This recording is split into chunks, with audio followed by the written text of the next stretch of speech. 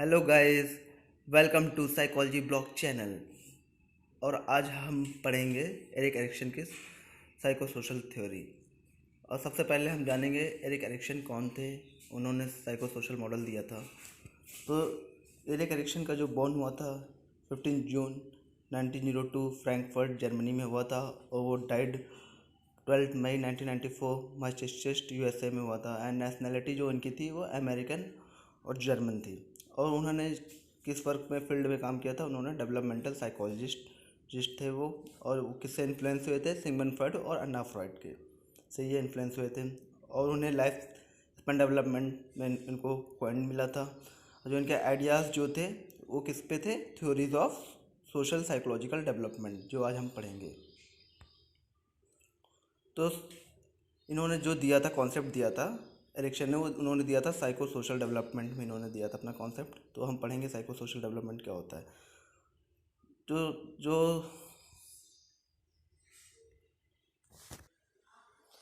तो जो ये थ्योरी थी, इसमें कॉम्बिनेशन ऑफ साइकोलॉजी को देखा गया था, और जो सोशल जो था हमारे अराउंड में, और जो स्टेजेस दिए गए हैं ह्यूमन लाइफ के, वो कैसे इफेक्ट करता है हमारे एनवायरमेंटल फैक्टर्स को। तो अकॉर्डिंग टू दिस थ्योरी इन्होंने एरिक्सन ने 8 स्टेजेस दिए थे डेवलपमेंट के, जो हमारे वो लाइफ स्पैन में चलते रहते हैं, इन्फेंसी से थ्रू आउट द एडल्टहुड तक। हर स्टेज में कोई ना कोई क्राइसिस आती हैं, और उसको हम सॉल्व करते हैं और एक नेक्स्ट स्टेज में जाते हैं। अगर सक्सेसफुल कंपाइलेशन होता है हर डेवलपमेंट में, तो हमारी जो जो पर्सनालिटी होती है हेल्दी होती है। अगर अगर हम फेलियर अचीव करते हैं हर एक स्टेज में, तो हम फीलिंग ऑफ इनडिक्वेसी फील करते हैं। जैसे कि जैसे कि आप इस स्लाइड में देख सकते हैं कि इन्फेंसी से कैसे बच्चा ग्रोथ कर रहा है, अपने डेवलपमेंट को ला रहा है throughout the life span towards the late adulthood. तो स्टेजेस इरेक्शन की जो 8 stages of psycho social development है, जिसमें 8 स्टेजेस क्या क्या चीज़ें हैं। पहली है infancy, early childhood, pre school, school age, adolescence, young adulthood, middle adulthood and maturity. जो ये प्रेजेंटेशन स्लाइड दी हुई है, इसको हम एक एक इंडिविजुअल पढ़ते जाएंगे और अपने नेक्स्ट स्लाइड में, कि कैसे कैसे क्या क्या क्या क्या कैसे पर्सनालिटी डेवलप करती है, अगर हम फेलियर अचीव करते हैं तो क्या होता है। ये सारी चीज़ें हम आगे की स्लाइड में देखते हैं। तो सबसे पहले हम आते हैं स्टेज 1, जिसको हम कहते हैं ओरल सेंसरी स्टेज। और वो होती है ट्रस्ट वर्सेस मिसट्रस्ट। इस एज में ट्रस्ट या मिसट्रस्ट डेवलप होता है। तो ये बर्थ क्या होता है? 1 ईयर मंथ होता है इन्फेंसी से। और इसमें जो कॉन्फ्लिक्ट होता है ट्रस्ट वर्सेस मिसट्रस्ट होता है। जो इसमें इंपॉर्टेंट इवेंट होता है वो होता है फीडिंग होता है। और जो उसका फीडिंग, जो बच्चे का जो रिलेशनशिप होता है वो मदर से देखने को मिलता है। और इसमें जो डेवलपमेंट और जो इन्फेंट में जो डेवलपमेंट होता है वो देखते हैं लविंग होता है, ट्रस्टिंग होता है, रिलेशनशिप विथ मदर होता है, केयर गिवर होना चाहिए, और जो फीडिंग कराते हैं, टीचिंग करता है, ये सारे टूवर्ड्स किसके होते हैं? मदर के होते हैं। अगर ये सारी चीज़ें उसके अंदर नहीं दिखती है तो उसके अंदर कॉन्फ्लिक्ट आ जाती है। उसका जो जो डेवलपमेंट होता है वो अच्छे से नहीं हो पाता है। वो चीज़ें डिस्टॉर्शन करने लगता है, विड्रॉल करने लगता है। अगर इस स्टेज में अगर पॉजिटिव रिजोल्यूशन आता है, अगर पॉजिटिव इम्पैक्ट दिखता है, तो इसमें जो बच्चे का होता है वो ट्रस्ट दिखता है, ना कि मिसट्रस्ट दिखता है। और उसके अंदर जो अगर ट्रस्ट की भावना आएगी तो उसके अंदर सेंस ऑफ कॉन्फिडेंस आएगा, और उसके अंदर होप की भावना आएगी। और फिर सेकंड स्टेज होती है मस्कुलर एनल स्टेज। इसको हम autonomy versus same and doubt भी कहते हैं। जो ये इसकी एज जो होती है 2 to 3 ईयर्स टोडलर एज होती है। इसमें जो इसमें कॉन्फ्लिक्ट आता है autonomy versus same and doubt का होता है। जो इसमें इंपॉर्टेंट इवेंट होता है, इसमें बच्चे को टॉयलेट ट्रेनिंग कराई जाती है। इसको रिलेशनशिप देखा जाता है, पेरेंट्स के कैसा रिलेशनशिप है वो वहाँ पर डेवलप कराया जाता है। जो चाइल्ड होता है एनर्जेटिक होता है, उसको टुवर्ड्स उसकी जो फिजिकल और स्किल जो है वॉकिंग लाइक वो कैसा चल रहा है, इसकी मस्कुलर कंट्रोल देखते हैं।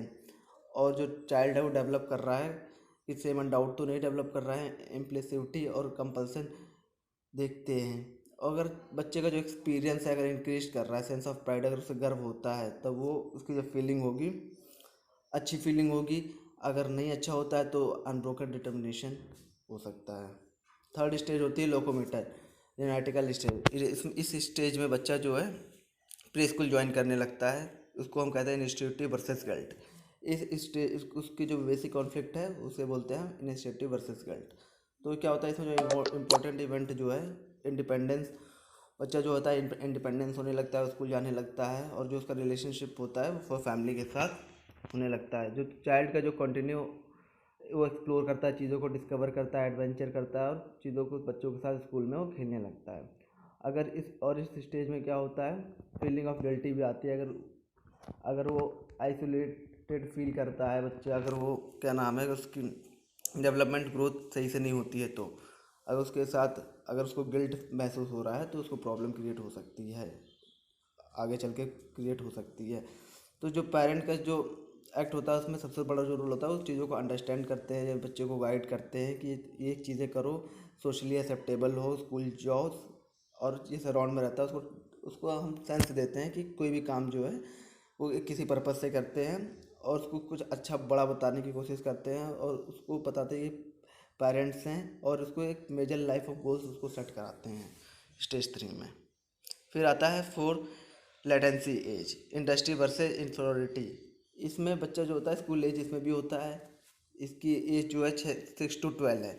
इसमें जो जो बेसिक कॉन्फ्लिक्ट होता है इंडस्ट्री वर्सेस इंफ्eriority होता है। इस स्टेज में जो बच्चा होता है, तो वो स्कूल तो अब तो ये अपर क्लास में चला जाता है, उसके जो जो रिलेशनशिप्स होते हैं वो टीचर से हो जाते हैं, फ्रेंड्स से हो जाते हैं, जो हमारे नेबरहुड होते हैं, जो आसपास के जो लोग होते हैं। और जो बच्चा होता है वो अब चीज़ों को नई नई स्किल आ जाती है, वो चीज़ों को अब डील कर सकता है। अब उसके अंदर सेंस आ जाता है, उसके अंदर सेंस ऑफ अचीवमेंट आ जाता है, अकम्प्लिशमेंट आ जाता है। अगर वो सारी चीज़ें नहीं आता तो वो फेलियर की तरफ जाने लगता है, तो उसके अंदर इन्फीरियरिटी फेलियर की चीज़ें डेवलप होने लगती हैं।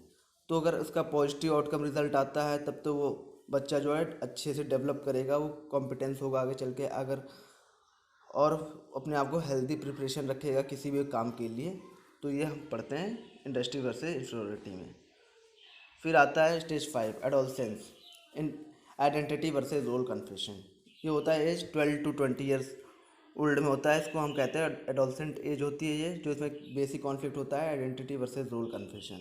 जो इसमें इंपॉर्टेंट इवेंट होता है, जो बच्चा होता है वो रिलेशनशिप बिल्ड करना स्टार्ट कर देता है अपने स्कूल में वो नए नए पीयर्स बनाता है कि कौन कौन इसके लिए इम्पोर्टेंट है, और कैसे कैसे वो चीज़ों को इन्फ्लुएंस करता है हमारी सोसाइटी में।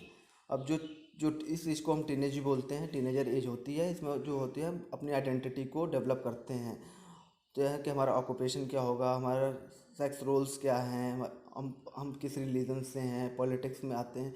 हम सारी चीज़ें को अपनी एक आइडेंटिटी बताते हैं, कि डायरेक्शन देते हैं कि हम इस फील्ड में जाना चाहते हैं। अगर अगर अगर आइडेंटिटी नहीं डेवलप होती है तो रोल कन्फेशन आ जाता है। रोल कन्फेशन आता है तो इसका मतलब है फेलियर की तरफ जाता है। अगर फेलियर की तरफ जाता है तो वो चीज़ों को रिप्लेस करता है, और वो जो इंडिविजुअल होता है वो फैंटेसिज्म में चला जाता है, उसको रियलिटी वो अपनी आइडेंटिटी को आइडेंटिफाई नहीं कर पाता है। अगर वो आइडेंटिटी को आइडेंटिफाई कर लेता है तो उसके अंदर जो है उसके अंदर एक सेंस आ जाता है कि हमारी आइडेंटिटी ये है, और वो चीज़ों को लॉयल्टी के साथ, चीज़ों को गर्व के साथ वो अपने कंट्रडिक्शन में लाता है, अपने वैल्यू सिस्टम में लाता है। फिर आती है स्टेज 6, यंग अडल्टहुड, जिसको हम बोलते हैं इंटीमेसी वर्सेस आइसोलेशन। इसकी एज जो होती है 20 to 40 होती है, यंग अडल्टहुड। जो इसमें बेसिक कॉन्फ्लिक्ट होता है एडल्टहुड वर्सेस आइसोलेशन। जो इसमें इंपॉर्टेंट इवेंट देखा गया तो पेरेंटिंग का रोल देखा जाता है, and important relations are lover, friends and work connection.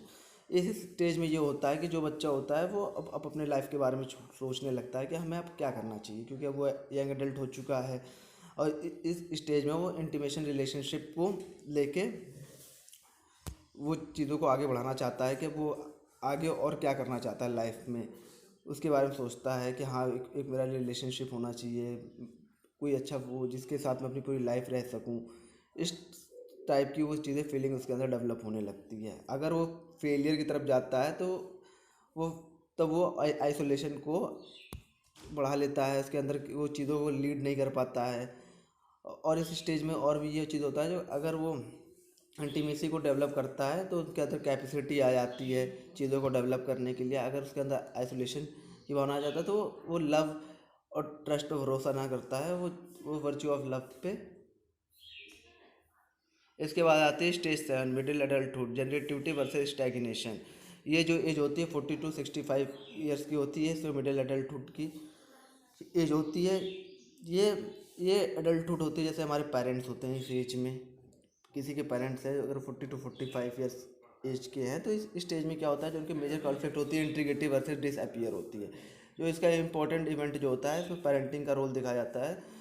जब हम पेरेंट्स हो जाते हैं तो इसमें जो रिलेशनशिप देखा जाता है चिल्ड्रन के साथ, जो हमारे बच्चे हैं, जो हमारी सोसाइटी, जो हमारी कम्युनिटी है, उसके थ्रू वो अपने चीज़ों को देखने लगता है। और इस स्टेज का जो बेसिक आइडिया है, वो जो जो एडल्ट करते हैं, वो चीज़ों को सेटिस्फाई करते हैं, बच्चों को सपोर्ट करते हैं और ज़्यादा से ज़्यादा कंट्रीब्यूट करते हैं फॉर द नेक्स्ट जनरेशन के लिए, अगली जनरेशन के लिए, कि जो अगली जनरेशन आए उस पर भी इसका इफेक्ट दिखे। ये करता है throughout the win back. और जो अगर फेलियर, अगर स्टेज में अगर फेलियर आता है तो क्या होता है, वो चीज़ों को ओवर एक्सटेंशन करने लगता है, चीज़ों को, प्रॉब्लम को सॉर्ट आउट नहीं कर पाता है, जिससे उसको वो प्रॉब्लम हमें देखने को मिलती हैं। अगर जनरेटिविटी की भावना अगर डेवलप होती है तो सेंस ऑफ स्टैग्नेशन होता है, स्टैग्नेशन हो जाता है, और उसके अंदर केयर और इमरजेंसी की भावना आ जाती है। अगर उसके अंदर ये सारी चीज़ें, अगर वो स्टैग्नेशन की तरफ जाता है तो कहीं ना कहीं वो निगेटिविटी डेवलप करने लगता है। फिर आती है इरेक्शन की लास्ट स्टेज आती है, जो इन्होंने स्टेज 8 में दिया था, लेट एडल्टहुड उसको बोला था। और ये स्टेज का नाम है ईगो इंटीग्रिटी वर्सेस डिसअपियर। ये स्टेज होती है 65 टू अंटिल डेथ, उसको हम बोलते हैं लेट एडल्टहुड। जो इसमें बेसिक कॉन्फ्लिक्ट था वो ईगो इंटीग्रिटी वर्सेस डिसअपियर। जो इसमें इंपॉर्टेंट इवेंट जो होता है, वो जो जो लेट एडल्टहुड होता है, वो पूरा रिफ्लेक्शन ऑफ लाइफ की तरफ देखता है, कि उसने अपने इंडिविजुअल लाइफ पे देखता है कि आपने क्या क्या चीज़ें अपने लाइफ में अचीवमेंट की हैं। अगर उसने अचीवमेंट किया होगा तो उसको ईगो इंटीग्रिटी के पास जाता है। अगर उसने कोई चीज़ अचीवमेंट नहीं किया होगा तो डिसअपियर। जैसे मान लीजिए, अगर आप किसी पेरेंट्स को देखते हो, उन्होंने अपने लाइफ में अगर कोई गोल्ड मेडल या कुछ भी अच्छा काम किया हो, जिससे अगर उन्हें किसी चीज़ का कोई सिल्वर कॉइन मिला हो, तो वो अपने आप को बताते हैं अपने बच्चों को कि हमें ये अचीवमेंट मिला है, तो वो ईगो इंटीग्रिटी। अगर अगर उन्होंने कुछ भी अचीवमेंट नहीं किया अपने लाइफ में, तो उनके पास कुछ होता नहीं शेयर करने के लिए, तो वो अपनी भावनाओं जो है डिसअपियर होने लगते हैं। और इस जो इंडिविजुअल होता है, वो मीनिंग क्रिएट करता है, कि उसने अपनी लाइफ के बारे में बताता है, वो हर एक अचीवमेंट को शेयर करता है। अगर वो फेलियर की तरफ जाता है तो वो अपनी जो फीलिंग होता है उसको डिसअपियर कर देता है, वो किसी से शेयर नहीं करता है। और इसमें लास्ट इसमें और क्या होता है, जो इस स्टेज में विजडम की भावना आ जाती है, और और वो उसको एक डायरेक्शन दे देता है। और अकॉर्डिंग टू एरिक्सन ने बोला है कि जो wisdom is detached concern with life itself the face of that itself.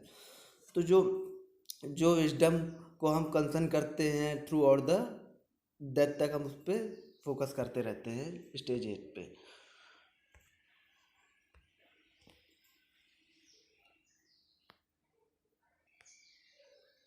हमने 8 स्टेजेस पढ़ लिया, अब पढ़ेंगे एरिक्सन की कुछ क्रिटिसिज्म थी जो देखा गया। उन्होंने उनका जो अटेंशन बिल्कुल नहीं था इमोशनल और कॉग्निटिव डेवलपमेंट में, उन्होंने इमोशनल अटैचमेंट की बिल्कुल बात नहीं की थी, और उन्होंने कॉग्निटिव डेवलपमेंट पे भी फोकस नहीं किया था कि हमारा कॉग्निशन कैसे डेवलप करता है। और उन्होंने कॉजेज़ ऑफ डेवलपमेंट की बात नहीं की थी कि क्या क्या कॉजेज़ हैं डेवलपमेंट की। थर्ड में सेल्फ एक्सपीरियंस बेस्ड थ्योरी, वो उन्होंने खुद पे अपना एक्सपीरियंस शेयर किया था कि कैसे कैसे हर स्टेज को हम कैसे कैसे स्टेज देखते हैं। और उन्होंने इन कोई भी किसी भी स्टेज को उन्होंने अच्छे से डिस्क्राइब नहीं किया था, किसी को अच्छे से डिस्क्रिप्शन नहीं दिया था, वो हर एक स्टेज इनकी इनकम्प्लीट डिस्क्रिप्शन थी। और उन्होंने only masculine stage of development, उन्होंने बस मस्कुलिन स्टेज ऑफ डेवलपमेंट पे ज़्यादा उन्होंने फोकस किया था। और उनकी जो है एक और लास्ट जो क्रिटिसिज्म है जो मिली थी, वो थी आइडेंटिटी डेवलपमेंट। उन्होंने आइडेंटिटी डेवलपमेंट में भी नहीं सही से रोल बताया था कि कैसे हमारी आइडेंटिटी डेवलप होती है। उन्होंने बस बोला था आइडेंटिटी डेवलपमेंट में, उन्होंने बताया था कि जो जो है कि जो जो बच्चा है, जो चिल्ड्रेन है, जो टीनेज है, वो अपना जो आइडेंटिटी डेवलपमेंट करता है, ना कि एक अच्छा मेथड ना बता के, ना कि कोई अच्छा सा डिस्क्रिप्शन नहीं दिया था कि कैसे वो चीज़ों को डेवलप करता है। उम्मीद होगी कि आपको ये मेरा चैनल अच्छे से समझ में आया होगा। अगर आपको समझ में आया अच्छे से तो प्लीज़ कमेंट करके बताइए कि आपको कैसा लगा। और प्लीज़ हमारे चैनल को सब्सक्राइब करिए, लाइक करिए, कमेंट करिए, जो आपका मन हो प्लीज़ करिए। और प्लीज़ हम आपको नेक्स्ट वीडियो में ज़रूर मिलेंगे। Okay, bye bye. Thank you so much for love me, love you guys, bye bye.